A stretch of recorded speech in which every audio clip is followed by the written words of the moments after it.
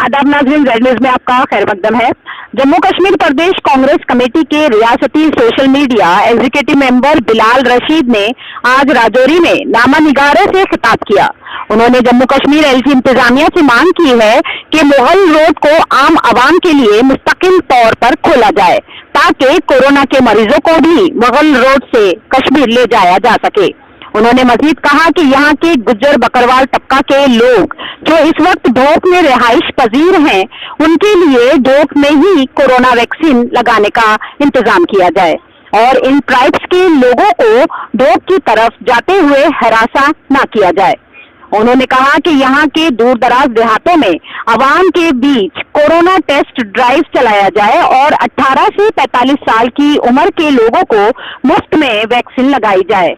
बिलाल रशीद के अलावा हक नवाज चौधरी, शफक शाहजेब और वसीम चौधरी भी प्रेस कॉन्फ्रेंस में मौजूद थे। और आप सब यहाँ पे आए उसके लिए मैं वेलकम करता हूँ और शुक्रगुजार रहूँगा आपका कि आप अपने न्यूज़पेपर्स में, पोर्टल्स में, चैनल्स में हमारे पॉइंट को स्पेस दोगे।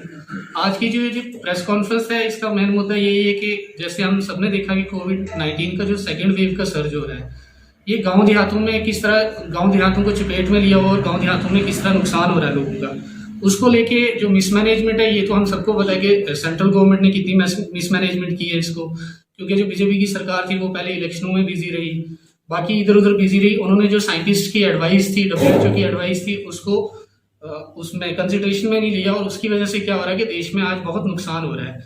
आज की जो प्रेस कॉन्फ्रेंस है उसमें जो मेन फोकस रहेगा वो मेरा यूटी एडमिनिस्ट्रेशन पे रहेगा, जो जे&के यूटी है, इसी पे मैं ज़्यादा आपसे बात करूंगा। इसमें क्या है कि जो जे&के की यूटी है इसकी मैं बात करूंगा। जो बड़ा इशू जो है वो पीर पंजाल को लेके वो है अभी मुगल रोड का जैसे इशू हुआ, उसमें क्या हुआ कि सबसे पहले इस बात को हमें मानना पड़ेगा कि ये पुंछ से पहले आवाज़ उठी। पुंछ के जो सोशल एक्टिविस्ट थे, लीडर्स थे, जो JKPCC जनरल सेक्रेटरी हैं वहाँ के शाहनवाज चौधरी जी, ADC मेंबर है सोहेल मलिक भाई, ताहिर मिर्जा साहब हैं, मुदस्सर चौधरी थे PYC जनरल सेक्रेटरी, इन लोगों ने वहाँ पे प्रेस कॉन्फ्रेंस भी की और फिर उसके बाद एक धरना भी दिया एक दिन का। उसके बाद जो पुंछ के सोशल एक्टिविस्ट थे, यहाँ राजौरी के हम सब थे, हम सब ने एक आवाज़ उठाई और बाद में क्या हुआ कि जब वो ऑर्डर आता है, वो इतना इलॉजिकल ऑर्डर आता है कि ठीक है, हमें लगता है कि जो फ्रूट ट्रक्स की जो मूवमेंट है वो भी ठीक है, वेलकमिंग है वो डिसीजन भी, उसके साथ नोमैड्स की जो मूवमेंट है वो भी वेलकमिंग डिसीजन है। लेकिन अभी कोविड पैंडेमिक के टाइम सबसे जो प्रायोरिटी पे वो आना चाहिए, इशू आना चाहिए था, वो इशू आना चाहिए था मेडिकल इमरजेंसीज के लिए पेशेंट्स को जो है यहाँ से अगर रेफर किया जाए तो उनके लिए सहूलियात यहाँ से मुहैया कराई जानी चाहिए थी।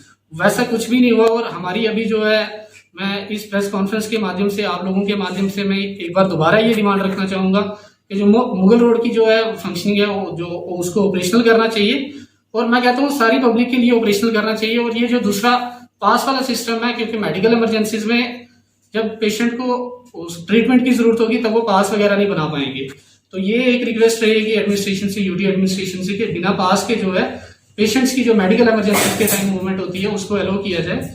उसके लिए चाहे प्रिस्क्रिप्शन को एक वो रख लो, प्रिस्क्रिप्शन अगर डॉक्टर की प्रिस्क्रिप्शन को लेके पेशेंट यहाँ से श्रीनगर शिफ्ट होता है तो उसको कर देना चाहिए। इस वक्त में मुझे ये समझ नहीं आता कि ये जो इलॉजिकल डिसीजन है किस वजह से है। यहाँ से अगर हम पेशेंट को शिफ्ट करेंगे जम्मू, या फिर जम्मू से वाया जम्मू हम अगर श्रीनगर शिफ्ट करेंगे, राजौरी से या पुंछ से 16-16 घंटे लग जाएंगे। अगर मुगल रोड ओपन होगी तो हमें वो 3 या 4 घंटे में पेशेंट को हम वहाँ लेके जा सकते हैं। दूसरा जो है, हम सबको पता है कि पीर पंजाल में एक ही GMC है, GMC राजौरी है, और GMC राजौरी की फंक्शनिंग इस वक्त किस तरह है आप लोगों को सबको पता है कि वहाँ पे क्या चल रहा है। जो पब्लिक में भी उसको लेके मिथ है वो भी क्या है, और GMC राजौरी की फंक्शनिंग सिर्फ एक ही चीज अच्छी हुई है, वो ये हुई है कि ऑक्सीजन प्लांट जो सेंक्शन हुआ है उसमें भी अभी एक ही यूनिट फंक्शनल है, बाकी 2 यूनिट अभी ऑपरेशन में नहीं आए हो, उनको भी फंक्शनल करना चाहिए।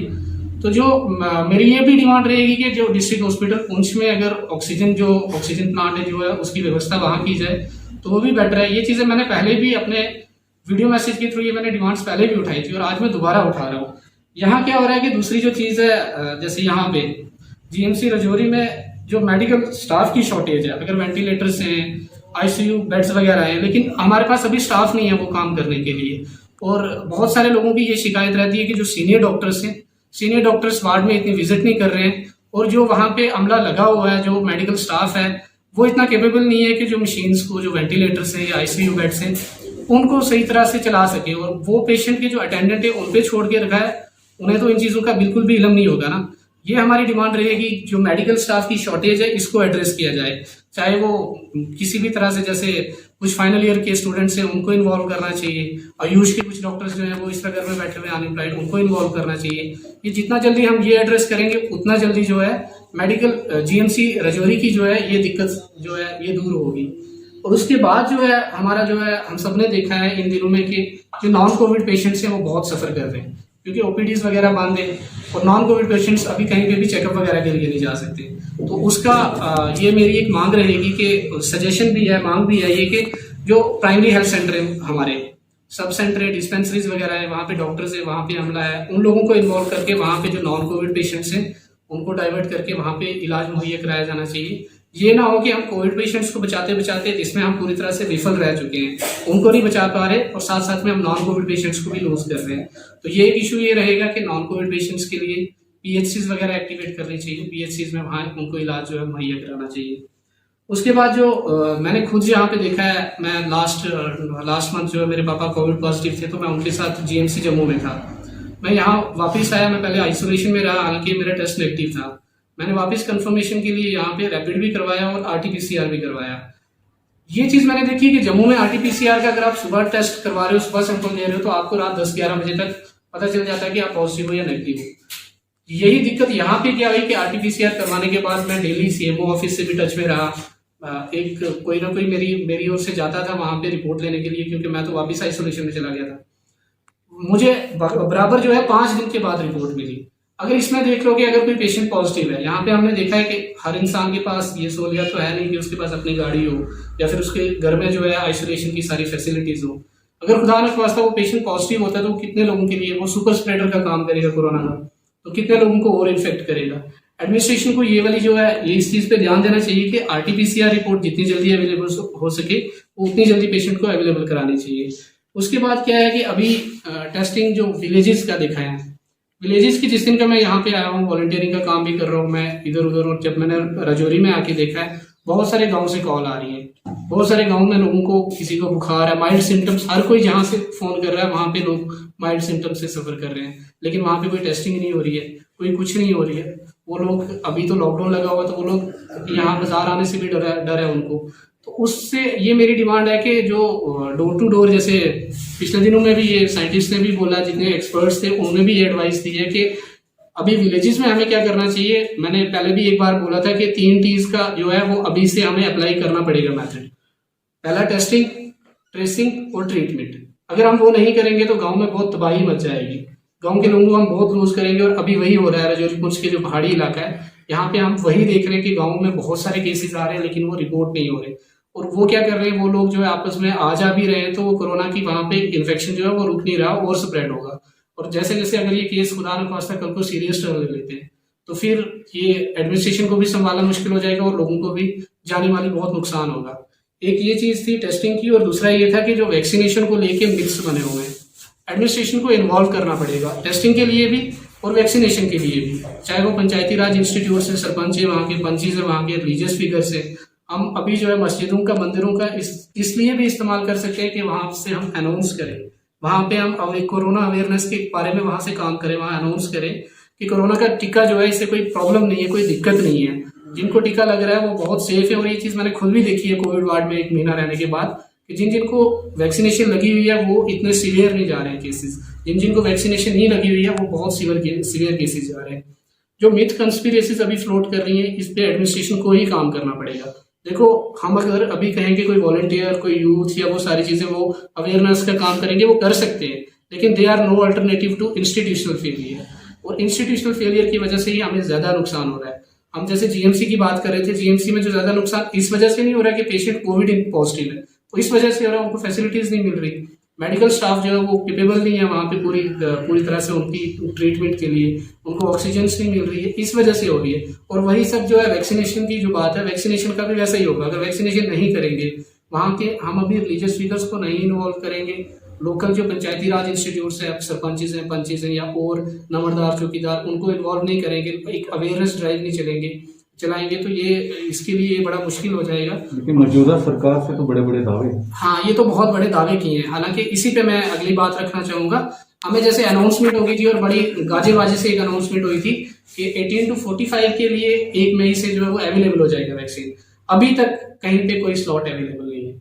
मतलब लोग अगर वो रजिस्ट्रेशन कर रहे हैं, कोविन से रजिस्ट्रेशन कर रहे हैं या कहीं से भी आरोग्य सेतु ऐप से रजिस्ट्रेशन कर रहे हैं, किसी को कोई स्लॉट अवेलेबल नहीं है। और राजौरी में मुझे नहीं लगता कि 18 to 45 किसी की वैक्सीनेशन हुई है। इस पे बहुत फोकस करना पड़ेगा बीजेपी को। जो है अभी भी जो पीआर मैनेजमेंट में लगे हुए, पीआर मैनेजमेंट से लोगों की भलाई नहीं होगी। जैसे हमने हालात देखे हैं यूपी में, जैसे डेड बॉडीज देखी हमने गंगा के किनारे या उन दरियाओं के किनारे। क्या ये एडमिनिस्ट्रेशन, जो यूटी एडमिनिस्ट्रेशन है, ये चाहती है कि जेएंडके में भी वैसे हालात बने? यहाँ पे कहाँ पता है कि अगर अभी गांव में किसी जगह डेथ हो रही है तो वो तो पता ही नहीं कि कोविड इन्फेक्टेड है या नहीं है। बहुत सारी जगह पे हमने ये देखा है कि उन पेशेंट्स को एज टाइफाइड ट्रीट कर रहे हैं। अगर वो टाइफाइड का पेशेंट है, अगर उसकी खुदा में पास डेथ होती है तो वो तो अगर कोविड का पेशेंट हुआ तो उसने तो इन्फेक्ट कर दिया ना सबको। ये चीज कौन देखेगा? इनका फोकस अभी जो राजौरी में मैंने देखा है, अगर फोकस है भी एडमिनिस्ट्रेशन का, वो तो राजौरी के थोड़े से छोटे से एरिया पे है फोकस बना के रखा हो। अभी विलेजेस को इन्वॉल्व नहीं किया है और ये विलेजेस में बहुत कहर बर्पा कर रहा है। जैसे मैं इस पे बात करूंगा, जैसे कोरोना वायरस की फर्स्ट वेव आई थी, उसमें क्या हुआ था कि एडमिनिस्ट्रेशन का भी फोकस था, लोगों का भी फोकस था कि जो रूरल एरियाज थे, रूरल एरियाज में कोरोना वायरस को जाने से बचाया जा रहा था। बाहर से कोई आदमी आ रहे थे, उनको क्वारंटीन में रख रहे थे, सारा कुछ कर रहे थे, 14 दिन का क्वारंटीन करके फिर वो घर जा रहे थे। तो रूरल एरियाज में वो नहीं गया। यहाँ पे क्या हुआ इस बार ये सबसे बड़ा अनफॉर्चुनेट ये हुआ कि गवर्नमेंट बिल्कुल सेलिब्रेट कर चुकी थी कि कोरोना खत्म हो चुका है, यहाँ से वैक्सीन बाहर एक्सपोर्ट कर दिया, ऑक्सीजन बाहर एक्सपोर्ट कर दिया, एसेंशियल मेडिसिन बाहर एक्सपोर्ट कर दी। उससे क्या हुआ कि बिल्कुल लापरवाही की वजह से क्या हुआ कि कोरोना अभी रूरल एरियाज में पहुंच चुका है। ये जितना जल्दी सरकार मानेगी, क्योंकि अभी बड़ी दिक्कत ये हो रही है कि एडमिनिस्ट्रेशन इस चीज को मान नहीं रही है। ये सबसे पहले तो वो मानेंगे, फिर इस पे आगे कोई लाए अमल तैयार किया जाएगा।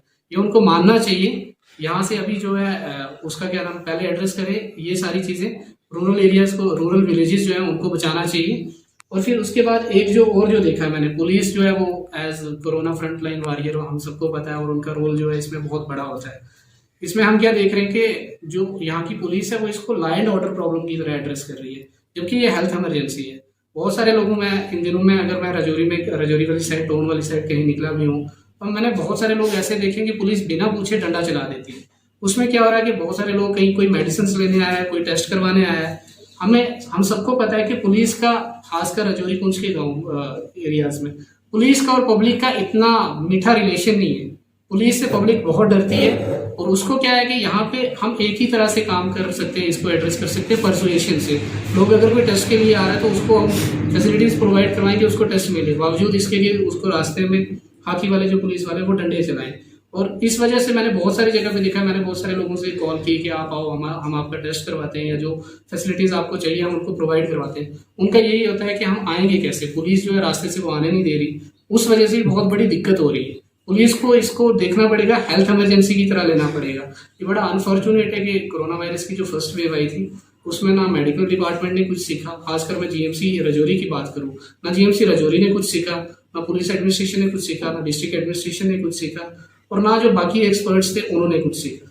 तो ये पहली तो हम वहाँ पे बहुत एडमिनिस्ट्रेशन द्वारा क्या मैसेज रहेगा आपकी तरफ से? एडमिनिस्ट्रेशन को ये इतनी सारी जो डिमांड्स कर रही है, एडमिनिस्ट्रेशन के पास ही कि आपको अभी ये स्टेप्स लेने पड़ेंगे, अगर नहीं लेंगे तो हम बहुत लूज कर जाएंगे। जीएमसी राजौरी की हालात एक्सेस करने पड़ेंगे। हमारी कांग्रेस के सीनियर लीडर्स ने भी पहले ये मुद्दा उठाया है। उन्होंने भी ये कहा है कि जैसे आप सबको पता है कि जीएमसी जम्मू में अभी सेंट्रल टीम जो थी, एक्सपर्ट्स की टीम आई थी, सेंट्रल टीम ऑफ एक्सपर्ट्स ने विजिट किया। तो मेरी यहाँ भी एडमिनिस्ट्रेशन से ये रिक्वेस्ट रहेगी कि आप उनसे बात करें, कोऑर्डिनेशन करें। यहाँ पे जीएमसी राजौरी में जो पीएचसी से, सब डिस्ट्रिक्ट हॉस्पिटल से, यहाँ पे उस टीम की विजिट कराई जाए ताकि वो असेस करें कि क्या क्या कमियां कहाँ पे हैं। इसी के साथ मैं ये जोड़ना चाहूंगा कि राजौरी में, डिस्ट्रिक्ट राजौरी में, जैसे आप सबको पता है, आप सबको मालूम है कि जम्मू के बाद जम्मू डिवीजन में अगर सबसे ज्यादा कहीं डेथ्स हो रही है वो डिस्ट्रिक्ट राजौरी में हो रही है। ये बड़ी अनफॉर्चुनेट चीज है। इसमें अगर हम सेंट्रल टीम ऑफ एक्सपर्ट्स को नहीं बुलाएंगे, वो असेस नहीं करेंगे कि क्या क्या चीज अपग्रेड करनी चाहिए, चाहे वो मेडिकल स्टाफ को लेके है, मेडिकल इक्विपमेंट्स को लेके है, एसेंशियल मेडिसिन को लेके है, वो अगर असेस करके आगे अपग्रेड वो करवाएंगे चीजें, तो ये कोविड फाइट के लिए बड़ा वो रहेगा। एक जो चीज थी मेरी इसमें वो ये था कि लॉकडाउन के दौरान क्या हुआ है कि बहुत सारे लोग जो है अपनी जॉब्स को बैठे हैं, और जो बीपीएल फैमिलीज हैं उनके पास अभी कुछ वो कोई रिसोर्सेज का सोर्स नहीं है, कोई इनकम का कोई सोर्स नहीं है। तो उसमें मेरा ये रहेगा कि इनको कुछ ना कुछ यूडी एडमिनिस्ट्रेशन को, डिस्ट्रिक्ट एडमिनिस्ट्रेशन को बैठ के कुछ ना कुछ एक स्ट्रेटजी अपनानी पड़ेगी जिसमें एक मिनिमम इनकम सपोर्ट उनको प्रोवाइड की जाए। तो जितनी जो ICMR की ड्रग्स है वो भी अवेलेबल कराई जानी चाहिए यहाँ पे जितनी भी है। तो राजौरी के लिए फोकस करना पड़ेगा, वरना हम बहुत नुकसान उठाएंगे इसमें। बहुत बहुत शुक्रिया। ज्यादा नंबर ना दो लग जाते हैं, इसलिए मैं बार बार